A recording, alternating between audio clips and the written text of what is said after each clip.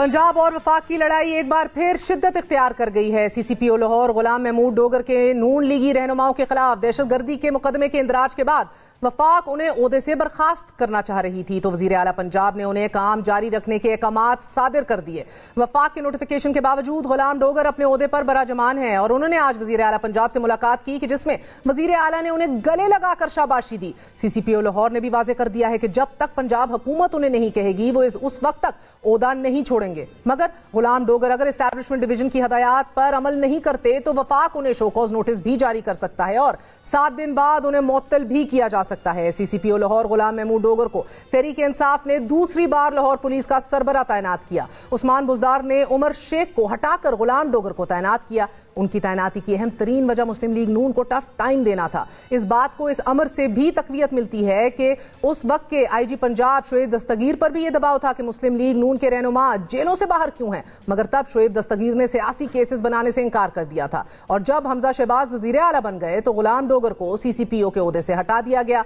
27 जुलाई को चौधरी परवेज इलाही ने वजीर आला का हल्फ उठाया और 19 जुलाई को गुलाम डोगर को एक बार फिर सीसीपीओ लाहौर तैनात कर दिया गया। इसी तरह जब मौजूदा आईजी पंजाब फैसल शाहकार को परवेज इलाही की हुकूमत ने लीगी रहनुमाओं के खिलाफ मुकदमा दर्ज करने का हुक्म जारी किया तो उन्होंने ये हुक्म मानने से इनकार कर दिया, मगर ये काम गुलाम महमूद डोगर ने बेहतरीन तरीके से सरअंजाम दे दिया।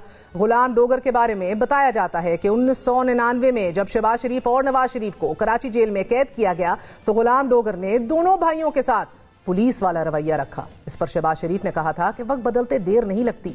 गुलाम डोगर को इससे कबल भी 2 बार ओहदों से हटाया गया है। 2012 में उन्हें इख्तियारात के नाजायज इस्तेमाल और लैंड ग्रैबिंग का इल्जाम साबित होने पर डीआईजी ऑपरेशंस के ओहदे से हटाया गया। फिर 2021 में तहरीके लब्बैक के मार्च को ना रोकने की पादाश में उन्हें ओहदे से हटाया गया।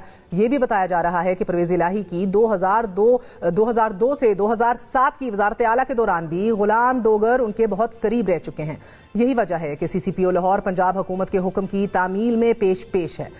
गुलाम डोगर की जानिब से वफाक को इंकार के बाद अब लाहौर पुलिस भी 2 हिस्सों में बंटती दिखाई दे रही है। एसएसपी इन्वेस्टिगेशन इमरान किश्वर ने सीसीपीओ लाहौर के साथ काम करने से इंकार कर दिया है। चीफ सेक्रेटरी पंजाब के बाद आईजी पंजाब और पंजाब हुकूमत के दरमियान भी इख्तलाफात गहरे होते चले दिखाई दे रहे हैं। अपनी अपनी ब्यूरोक्रेसी की इस खेल में सूबा और वफाक आमने सामने आ चुके हैं। बात करते हैं सीनियर सहाफी मोहम्मद मालिक साहब से। मालिक साहब, बहुत बहुत शुक्रिया साथ देने का। फरमा दीजिएगा कि पंजाब पर एक बार फिर बहरहाल हमें ये तो बताया जा रहा है कि हमले की तैयारियां तो हो रही हैं, लेकिन उससे पहले जो ब्यूरोक्रेटिक रीशफल हमें दिखाई दे रहा है, इसके बारे में आप क्या कहेंगे? सीसीपीओ किस का हुक्म मानने के मजाज हैं और इससे किस किस्म की कन्फ्रंटेशन आने वाले दिनों में आपको दिख रही है?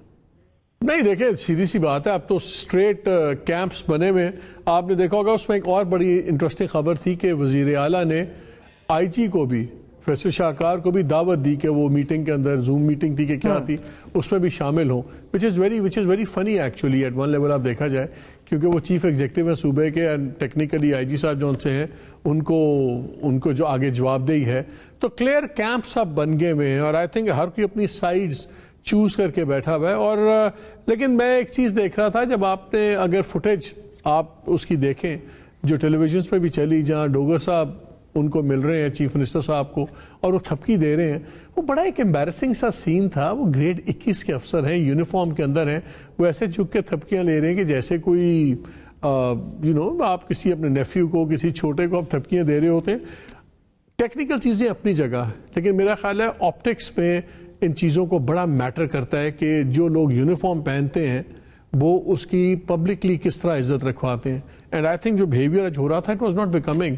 बाकी ये चीज़ें पहले भी हुई हैं, आपने सिंध के अंदर देखा कंट्रोवर्सी चली थी जब वहाँ के आईजी को चेंज करना चाहते थे और प्रोविंशियल गवर्नमेंट चेंज करना चाहती थी, वफाक नहीं हटा रहा था, फिर एक आईजी को वफाक हटाना चाह रहा था, सिंध गवर्नमेंट नहीं छोड़ी थी।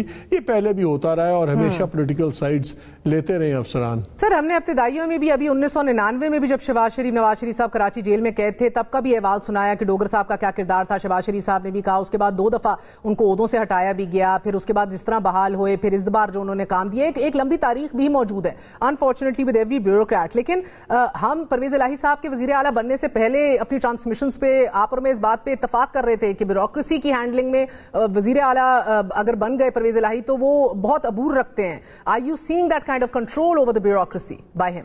نہیں بالکل دیکھیں، لیکن یہ پلینگ فیورٹس خالی ایک بندے کی تو نہیں ہے، کوئی یہ خالی کوئی ان کی تو منوپلی نہیں ہے پرویز الہی صاحب کی.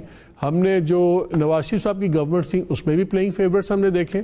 ابھی بھی آپ دیکھیں گے جو پرائم منسٹر صاحب کے پاس زیادہ افسران آئے ہوئے ہیں کی پوزیشنز میں، وہ پنجاب کی بیوروکریسی سے آئے ہوئے ہیں جنہوں نے وہاں بہت عرصہ ان کے ساتھ سرو کیا. دس از نو ریفلیکشن کہ کون سا افسر اچھا ہے یا برا ہے، یہ اپنی ایسوسیشنز ہیں.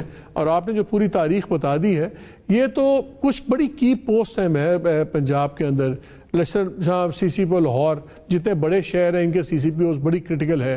آئی جی کی، ڈی آئی جی آپریشنز کی، بالکل ایک لاہور کے ایس ایس پی انویسٹیگیشنز، اب چاہے اس کو جو بھی آپ رینک کر لیں، یہ کچھ کی پوسٹ ہیں جو بڑی امپورٹنٹ، جو ہمیشہ پولیٹیکل بیسس پہ لوگ لگتے ہیں اور پولیٹیکل بیسس پہ ہٹتے ہیں. جو عام طور پہ زیادہ پروفیشنل لوگ لگ جائیں وہ 2-4 مہینے سے زیادہ سروائیو نہیں کرتے. سو ایم ناٹ سرپرائزڈ فرینکلی. یہ وہاں پہ ایک وتیرہ ہے جس کی بھی گورنمنٹ ہے، ریگارڈلیس چاہے وہ شریف خاندان کی گورنمنٹ تھی یا وہ چودھری خاندان کی تھی یا درمیان کے اندر کوئی 2-4 دوسرے لوگ آئے تھے.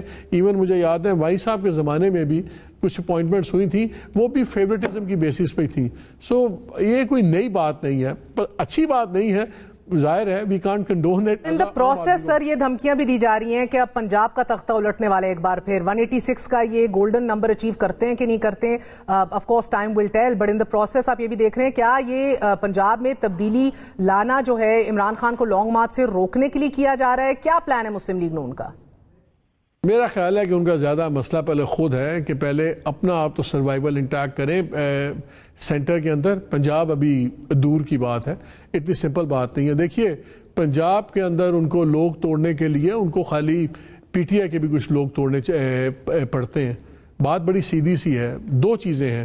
ایک 63A کا جو ان کا ریویو ہے وہ بہت بڑا ڈیسائسو فیکٹر ہے. میرا خیال ہے کہ جب تک اس کے ریویو کا فیصلہ نہیں ہوتا یہ تب تک یہ موو مجھے ہوتی نظر نہیں آتی، بیکاز اس کے اندر ٹوٹل چینج ہو گیا ہوا ہے کہ ووٹنگ کس طرح کاؤنٹ ہوگی، کس طرح کاؤنٹ نہیں ہوگی.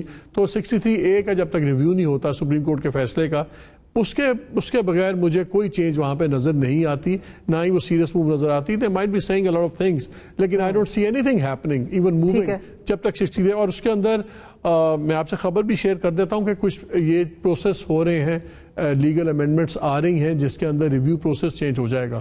اور تب تک I don't think anything is happening. اپنی بس ہم لوگوں کو سنانے والی باتیں ہیں، وہ بڑا ایک کریٹیکل فیکٹر ہوگا اصل. اور ویسے بھی اکتوبر، آج سپتمبر کا آخری مڈل میں چلے گئے ہیں، ستمبر بھی اینڈ ہونے والا ہے. جو عمران خان صاحب نے شیڈول دے رہے ہیں، سنا ہے 24-25 کو اور بھی وہ ڈیٹیلڈ تاریخیں آنی شروع ہو جائیں گی. سو I think the bigger problem is ان اسلام آباد. یہ ان کے پاس اتنی لگژری ابھی نہیں ہوگی کہ پنجاب میں موو کریں، انلیس یہ لیجسلیشنز جو پلان کر رہے ہیں ان کو یقینی بنا دیں.